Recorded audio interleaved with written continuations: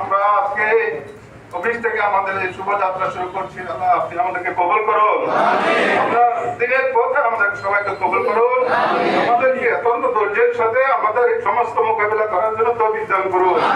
হে আল্লাহ এই দেশটাকে একটি ইসলামী রাষ্ট্র হিসেবে কবুল করুন।